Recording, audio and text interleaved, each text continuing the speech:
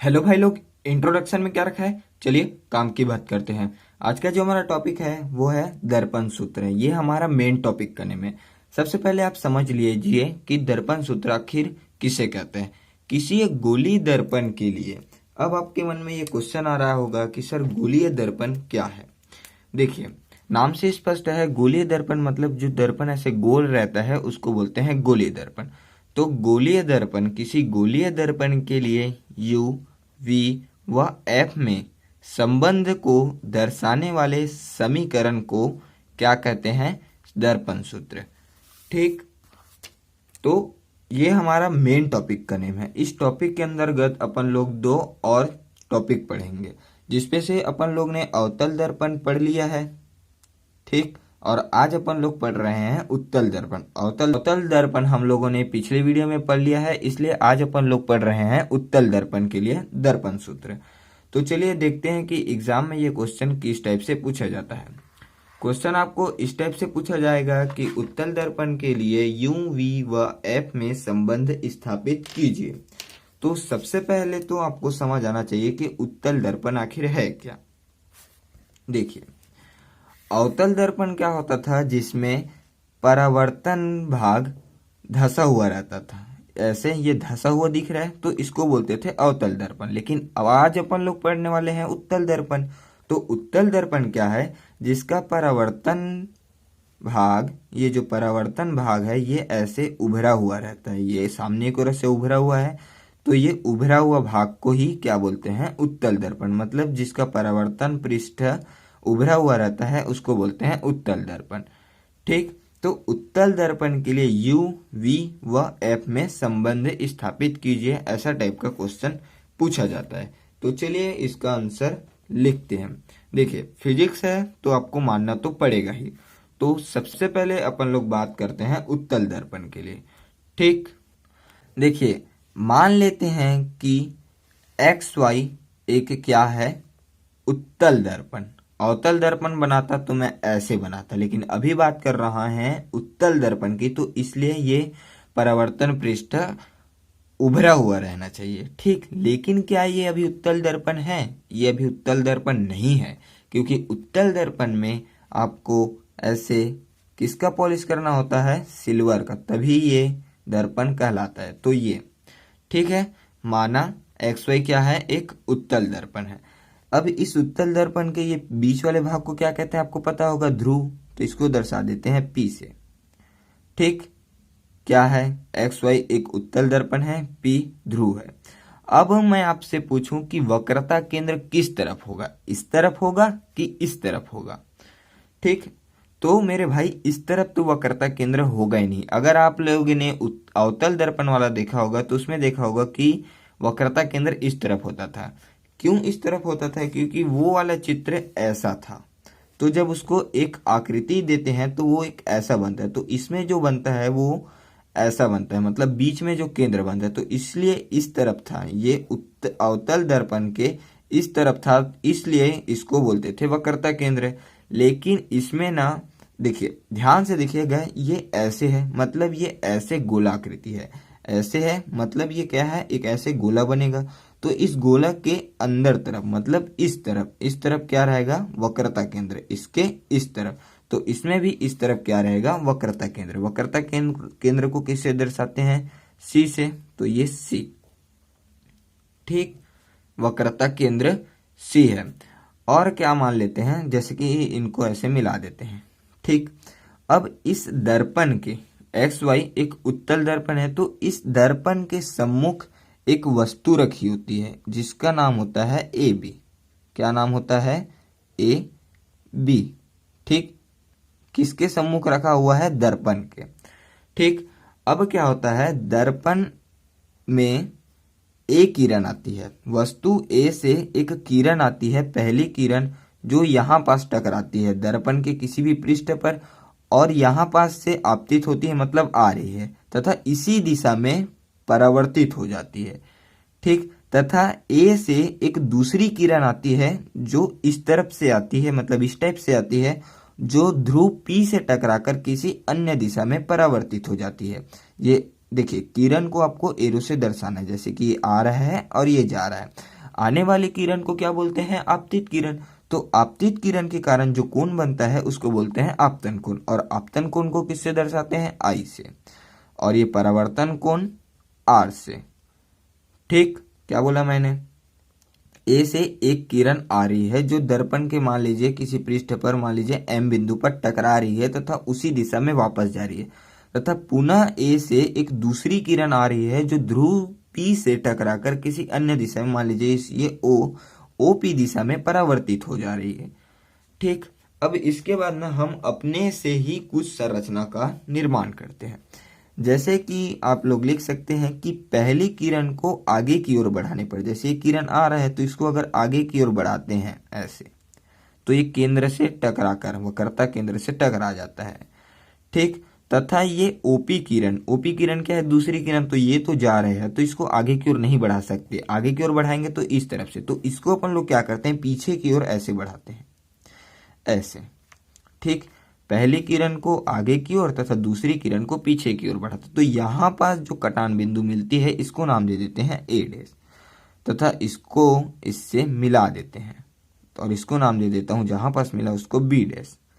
ठीक, तो ए dash B dash क्या बनता है? इसका प्रतिबिंब बनता है। इसलिए आपने अगर गाड़ी मोटर में देखा होगा तो गाड़ी मोटर का मतलब जैसे कि वेन या जो भी दर्पण रहता है उसमें लगा रहता है, क्या दर्पण लगा रहता है? उत्तल दर्पण।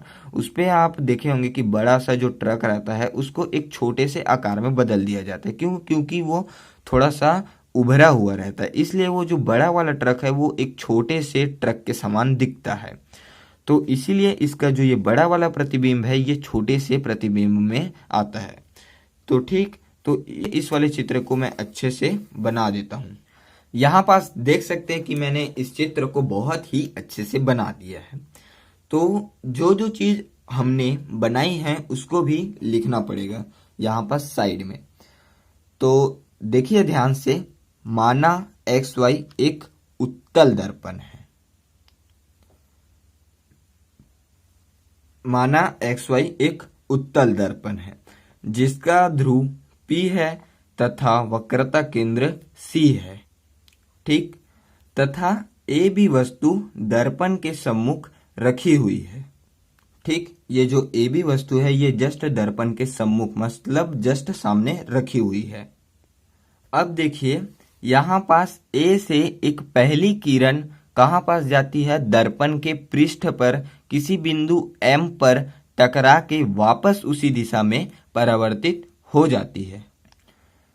ठीक, ए से पहली किरण जाती है तथा बिंदु M से टकराकर उसी दिशा में, ये एरो का निशान देख रहे होंगे, तो उसी दिशा में परावर्तित हो जाती है। तथा ए से देखिए यहाँ पर से दो किरण जा रहे हैं, एक ए मतलब ये पहला किरण और एक दूसरा किरण। तो पहला किरण अपन लोग ने लिख लिया कि एम बिंदु से टकराकर उसी दिशा में परावर्तित हो जाती है, तथा दूसरा किरण ध्रुव पी से टकराकर किसी अन्य दिशा में परावर्तित हो जाती है। ठीक, तथा दूसरी किरण ध्रुव पी से टकराकर अन्य दिशा मतलब ओपी की ओर परावर्तित हो जाती है। अब इसके बाद अपन लोगों ने क्या किया था? अपने से कुछ संरचना बनाई थी, जैसे कि चित्र पे देख सकते हैं। अपन लोग ने क्या किया था कि एम किरण है, ये एम किरण है, इसको आगे की ओर तथा ओपी या पीओ किरण को पीछे की ओर बढ़ाते हैं। तो इसको भी मैं लिख देता हूं कि एम किरण को आगे की ओर बढ़ाते हैं तथा पीओ किरण को पीछे की ओर बढ़ाते हैं। ठीक, तथा पीओ किरण को पीछे की ओर बढ़ाते हैं। अब यहाँ पास मैं चित्र का नेम तो लिखना ही भूल गया हूँ भाई लोग, तो चित्र का नाम भी मैं लिख देता हूँ। चित्र का नाम क्या होगा? यहाँ पास जो चित्र का नाम होगा वो उत्तल दर्पण के लिए दर्पण सूत्र। ठीक, उत्तल दर्पण के लिए बात कर रहे हैं इसलिए यहाँ पास लिखे उत्तल दर्पण के लिए। ठीक, तो चलिए अब स्टार्ट करते हैं। इसके आगे अब मेन खेल स्टार्ट होने वाला है जो इस क्वेश्चन का है। अब देखिए आपको यहाँ पास दो त्रिभुज दिख रहे होंगे। ठीक है, अभी तो दिखे नहीं रहा होगा, अभी मैं बताऊंगा तभी आपको दिखेगा। देखिए पहला त्रिभुज क्या दिख रहा है? A B C. ये बड़ा वाला सबसे बड़ा वाला त्रिभुज जो है वो ए बी सी है। तो लिखेंगे त्रिभुज त्रिभुज ए बी सी व ए बी सी और एक छोटा त्रिभुज जो जस्ट इसके सामने है, मतलब ये वाला ए डैश बी डैश सी। ठीक है, एक त्रिभुज क्या है ए बी सी और दूसरा त्रिभुज क्या है ए डैश बी डैश सी। तो दूसरा त्रिभुज ए डैश बी डैश सी, ए डैश बी डैश सी में ए डैश बी डैश सी में अपन लोग क्या लगाते हैं टेन थीटा। टेन थीटा का फॉर्मूला क्या होता है, टेन थीटा बराबर होता है लंब बटे आधार। ठीक, तो इस त्रिभुज में देखेंगे, सबसे पहले अपन लोग लिखे हैं ए बी सी में, तो ए बी सी का निकालेंगे। सबसे पहले लंब क्या है, तो ए बी सी त्रिभुज में लंब क्या है ए बी, तो लिखेंगे ए बी। अब इस लंब के नीचे छोटा वाला त्रिभुज का लंब लिखेंगे। जो छोटा वाला त्रिभुज कौन सा लिए है ए डैश बी डैश सी, ए डैश बी डैश सी। तो इसमें लंब कौन सा है ए डैश बी डैश, तो इसके नीचे लंब के नीचे लंब लिख देंगे। जैसे कि इसका लंब कौन सा है छोटा वाले त्रिभुज का ए डैश बी डैश, तो ए डैश बी डैश। ठीक, बराबर। अब आधार लिखेंगे। अब ए बी सी में आधार क्या होगा, ए बी सी में जो बड़ा वाला त्रिभुज है इसमें आधार क्या है बी सी, तो ये बी सी का बी सी अपॉन इस छोटे वाले त्रिभुज का क्या है आधार बी डैश सी। ठीक है, बी डैश और ये सी। ये अपन लोग ने दो त्रिभुज की बात कर ली, कौन कौन सी ए बी सी और ए डैश बी डैश सी में। अब इसी तरह एक और त्रिभुज है, दो और त्रिभुज है, कौन कौन से हैं ए बी पी। ये देखिए सबसे पहले अपन लोग ने लिया ए सी पी को, लेकिन अब ले रहे हैं ए बी पी को, एक छोटा वाला त्रिभुज और ले रहे हैं ए डैश बी डैश पी, मतलब ए बी पी और ए डैश बी डैश पी। ये दोनों वाले, ये दोनों क्या हैं एक दूसरे के समरूप है। ठीक है, एक दूसरे के समान है। देखिए यहाँ पर देख सकते भले ही ये छोटे बड़ा हैं लेकिन एक दूसरे के समान है। तो इसको भी मैं लिख देता हूं कि समरूप त्रिभुज ए बी पी तथा ए डैश बी डैश पी में। ठीक, अब ए बी पी में इसमें भी ऐसा ही लिखेंगे, लंब के नीचे लंब और आधार के नीचे आधार। तो इसमें लंब कौन सा है ए बी पी में लंब क्या कौन है ए बी, ये ए बी, तो ये ए बी। ठीक, अब इसके नीचे ये छोटा वाला त्रिभुज ए डैश बी डैश पी में, इसमें लंब कौन सा है ए डैश बी डैश, तो ए डैश और ये बी डैश। ठीक, बराबर। अब ए बी पी में आधार कौन सा है ए बी पी में आधार कौन सा है, तो बी पी, तो ये बी पी का बी पी अपॉन ए डैश बी डैश पी में जो होगा आधार वो क्या होगा बी डैश पी। ठीक है, बी डैश पी। अब इसको मैं समीकरण नाम भी दे देता हूं। ठीक है, इसको अगर मैं नाम दे देता हूं समीकरण 1 और इसको मैं नाम दे देता हूं समीकरण 2। तो समीकरण 1 व 2 में अगर आप ध्यान से देखेंगे तो ये लेफ्ट हैंड साइड, मतलब ये और ये समीकरण 1 व 2 में लेफ्ट हैंड साइड ये दोनों बराबर हैं, तो राइट हैंड साइड भी बराबर होंगे। ठीक, तो इसको भी लिख देता हूं। ठीक, समीकरण 1 व 2 से लेफ्ट हैंड साइड बराबर हैं तो राइट हैंड साइड भी बराबर होंगे।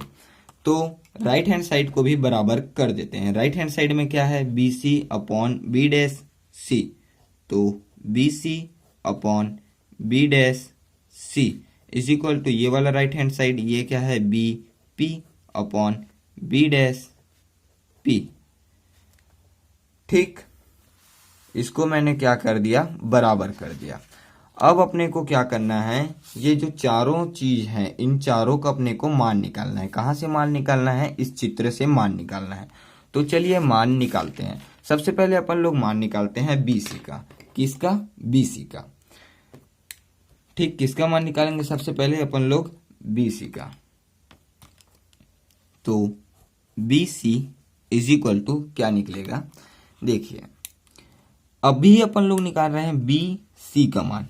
ठीक, इसके लिए तो बी सी का मान, तो इसको मैं तोड़ के लिख सकता हूं। क्या तोड़ के लिख सकता हूं, बीपी मतलब यहां से यहां तक की दूरी बीपी प्लस पीसी। अगर मान लीजिए यहां से यहां तक की दूरी है, मतलब अपने को मान निकालना है बी सी की, अब यहाँ से यहाँ तक की मतलब ये BC का मान अगर कुल टोटल 10 है तो मैं इसको ऐसे तोड़ के लिख सकता हूँ 5 + 5। तो उसी तरह BC का मान निकाल रहा हूँ तो यहाँ पर मैं लिख सकता हूँ BP + PC। तो क्या लिख सकता हूँ मैं, BP + PC। ठीक, तो अब यहां से निकलेगा BC का मान। तो BC का मान को निकालने के लिए भी अपने को BP + PC का मान निकालना होगा, तो इसके लिए भी निकालते हैं।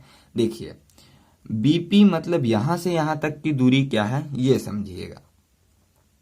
सबसे पहले तो आप ये समझ लीजिए क्योंकि ये दर्पण है और ये वस्तु है, तो मैंने आपको पिछली वीडियो में बताया है कि दर्पण की और वस्तु के बीच की दूरी क्या होती है, U। तो दर्पण और वस्तु के बीच की दूरी होती है U। क्या होती है, U। तो BP का मान कितना है, देखिए BP, P क्या है, ध्रुव, और B क्या है, वस्तु। तो वस्तु और ध्रुव के बीच की दूरी होती है U। चूंकि इसको मैं लूंगा ऋणात्मक। ऋणात्मक क्यों, क्योंकि ये देखिए ये मूल बिंदु है, तो मूल बिंदु के इस तरफ पर अगर कुछ भी चीज लेंगे तो इसको लेंगे ऋणात्मक। तो इस तरफ मैंने लिया है BP। BP क्या है, मतलब B क्या है, एक वस्तु है, तो वस्तु क्या होगा, ऋणात्मक होगा।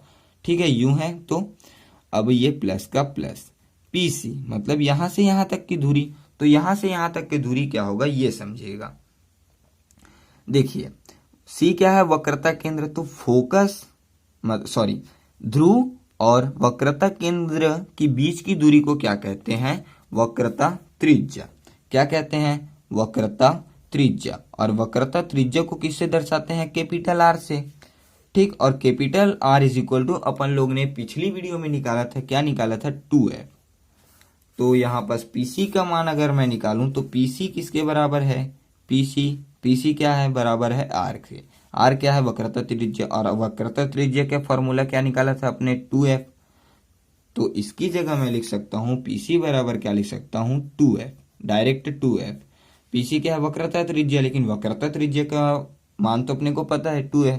तो ये अब हम लोगों को ये BC का मान पता चल गया कि BC का मान होता है -U + 2f। तो इसको नाम दे देता हूं समीकरण 1। ठीक, अपने को किसका मान पता चल गया, BC का। अब अपन लोग निकालते हैं B' का।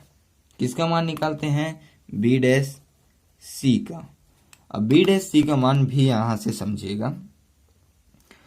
B' का मान कैसे निकालेंगे, देखिए यहां से यहां तक की दूरी अपने को चाहिए। ठीक, इसको आप लोग ऐसे समझ सकते हो कि अपने को चाहिए जैसे कि इतना है। ठीक है, ये क्या है, B' है, और ये क्या है, C, और ये क्या है, P। तो अपने को वैल्यू चाहिए B' की।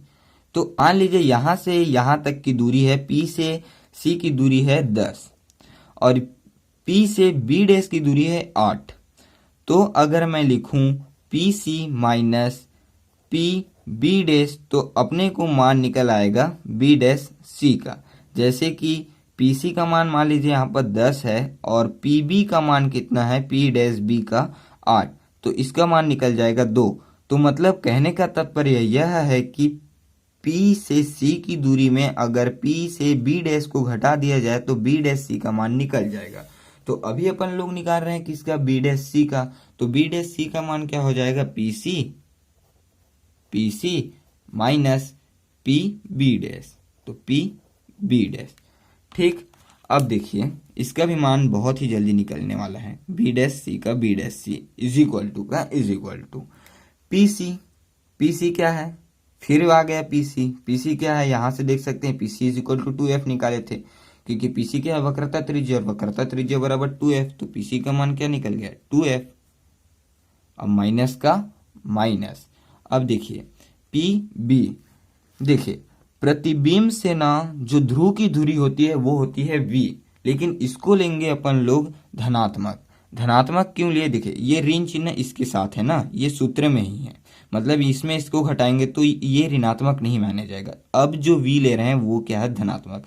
ये ऋण तो इसके साथ ही लगा हुआ है। ठीक, क्यों धनात्मक लिए, क्योंकि ये मूल बिंदु के इस तरफ है और इस तरफ को अपन लोग क्या लेते हैं, हमेशा पॉजिटिव। तो अभी अपन लोग को B' का भी मान अपने को ज्ञात हो गया। इसको दे देते हैं समीकरण 2। ठीक, अब अपने पास किन किन का मान बचा, अब अपने पास नाम बचा बीपी और बी डैश सी का बचा मान। ठीक, तो सबसे पहले अब बीपी का निकालते हैं। किसका? बीपी का। बीपी क्या है? फिर वहीं आ गया, वस्तु और ध्रुव के बीच की दूरी।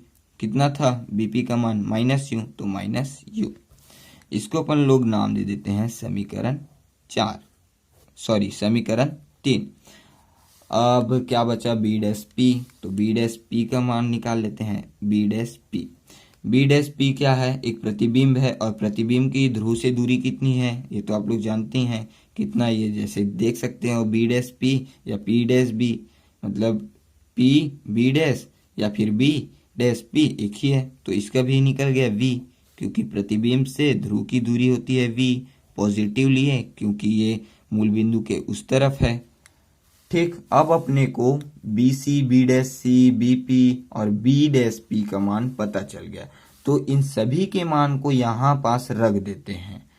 ठीक, अगर आप लोग चाहें तो इसको, जैसे कि मैंने यहाँ पास A2 दे दिया है, तो इसको मैं दे देता हूँ समीकरण 3। अब ये समीकरण 1 2 3 ये कहाँ से है, तो इसको आप नाम दे सकते हो समीकरण A, और इसको दे सकते हो B, और इसको दे सकते हो C, और इसको दे सकते हो D। इससे आपको आसानी होगी। तो समीकरण 3 में A B C D का मान रखने पर, तो चलिए मान रखते हैं। सबसे पहले देख लेते हैं समीकरण 3 क्या है। ये है तो बी सी का मान क्या निकाला है आपने? -u + 2f, तो यहाँ पर लिख देते हैं -u + 2f अपॉन का अपॉन के नीचे क्या है? बी डैश सी, तो बी डैश सी का मान क्या है? 2f - v, तो इसको भी लिख देते हैं 2f - v is equal to. ठीक, अब देखते हैं बीपी निकालना है, तो बीपी का मान क्या है? -u, तो यहाँ पर लिखते हैं बीपी का मान सीधा डायरेक्ट -u अपॉन का अपॉन। अब देखते हैं क्या है? बी डैश पी, और बी डैश पी का मान यहाँ पर से क्या है? v, तो यहाँ पर भी लिख देते हैं v। ठीक, ये अपन लोग ने मान रख दिया। अब क्या करते हैं? इन दोनों का ऐसे ऐसे तिर्यक गुना कर देते हैं। ठीक, तो तिर्यक गुना करना तो आप लोग को आता ही होगा, तो ये क्या हो जाएगा? ये हो जाएगा -u + 2f का 2f। अब ये v को मैंने इधर भेज दिया गुना करने के लिए, तो v। अब इज इक्वल टू ये 2f को मैंने उधर भेज दिया, तो ये क्या हो जाएगा? 2f - v, और ये माइनस चिन्ह को अलग से, ये u का u। ठीक, इतनी बातें आपको समझ में आ गई। अब क्या करते हैं? इनको बस अब गुना करते जाना है, फिर आपका फाइनल आंसर आ जाएगा। चलिए गुना करते हैं। इसका इससे गुना करेंगे तो क्या आएगा? माइनस ये u का u और ये v का v। धन धन का गुना धन होता है, तो -2fv। ठीक, इज इक्वल टू ये क्या निकलेगा? 2fu, लेकिन यहाँ पास माइनस है, तो ये तो पॉजिटिव है, तो पॉजिटिव नेगेटिव क्या होता है? नेगेटिव, तो यहाँ पास माइनस। ठीक, धन धन ऋण का गुना होता है, क्या होता है? पॉजिटिव, माइनस नेगेटिव, नेगेटिव का गुना होता है पॉजिटिव, तो यहाँ पास क्या आएगा? पॉजिटिव, और ये v और ये u, या फिर इसी को लिख सकते हो uv भी लिख सकते हो। ठीक, या फिर इसको ऐसे भी लिख सकता हूँ कि uv ही लिख देता हूँ। यहाँ पर uv लिखा है, तो इसको भी लिख देता हूँ uv। अब क्या करते हैं? ये जो ऋण वाला है इसको इधर लाके धन कर देता हूँ, और ये ऋण वाले को इधर लाके धन कर देता हूँ, तो ये क्या हो जाएगा? ये 2fv का 2fv, अब इसको इधर लाया तो ये हो गया प्लस, तो 2fu। ठीक, इज इक्वल टू का इज इक्वल टू, ये uv इधर पहले से है, uv इधर ही पहले से है, और ये इसको इधर ले गया तो ये हो गया पॉजिटिव, तो uv। ठीक, इतनी बातें आपको समझ में आ गई। अब ध्यान से समझिएगा। अब क्या करते हैं? इसमें अगर आप ध्यान से देखेंगे तो 2f कॉमन दिख रहा है, तो इसको निकाल देते हैं कॉमन, तो ये 2f कॉमन निकाल दिए। अब क्या बचा अपने पास? v + u, मतलब u + v बचा, u + v बचा। ठीक, इज इक्वल टू का इज इक्वल टू, इन दोनों को जोड़ेंगे तो क्या होगा? देखिए दोनों समान है, तो 2uv। ठीक, इतनी बात आपको समझ में आ गई। अब देखिए, अब अगर ध्यान से देखेंगे तो ये 2 और 2 कट जाएंगे, ठीक, काट देते हैं। तो अपने पास f निकालना है, तो f इज इक्वल टू क्या करता हूँ मैं, ये यू वी का यू वी रहने देता हूँ और ये जो u प्लस वी है इसको इधर भेज देता हूँ। तो पक्षांतर करूंगा तो ये धन में है, मतलब इधर गुना में है, तो इधर आके क्या हो गया, भाग में हो गया। ठीक, अब इसी को मैं मतलब जो ये गुना किया हूँ अब इसको मैं और तोड़ के लिख सकता हूँ। कैसे लिख सकता हूँ, ये इसको ना मैं पलट देता हूँ मतलब इसको 1/f कर देता हूँ। तो ये हो जाएगा, ये ऊपर चला जाएगा, मतलब u प्लस वी अपॉन ये यू वी का यू वी। ठीक, अब इसको मैं तोड़ के लिखता हूँ। अब इसको तोड़ के लिखूंगा तो क्या होगा, ये 1/f का 1/f is equal to u upon u v, और ये प्लस का प्लस v अपॉन क्या हो जाएगा, यू वी। ये इसका लसा निकाले हैं। ठीक, तोड़ के लिखे तो अब क्या करते हैं, ये जो वी है इसको काट देते हैं, यू को काट देते हैं। तो अपने पास जो आंसर आता है वो आता है 1/f इज इक्वल टू 1 मतलब ये कट गया, कुछ नहीं मतलब 1 है, प्लस v और 1/u। तो यही आपका फाइनल आंसर है। इसका आंसर है उत्तल दर्पण के लिए यू वी व एफ में संबंध के लिए यही समीकरण है। ठीक, तो चलिए अब आप इसका स्क्रीनशॉट ले लीजिए ताकि आप इसको अपने नोट्स में लिख पाए। ये आपका पहला स्क्रीनशॉट,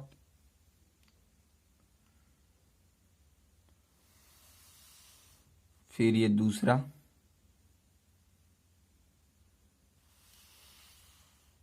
फिर ये तीसरा, फिर ये चौथा स्क्रीनशॉट, फिर ये और लास्ट आपका ये। वीडियो अच्छी लगे तो प्लीज लाइक करें, शेयर करें, सब्सक्राइब करें। Thank you.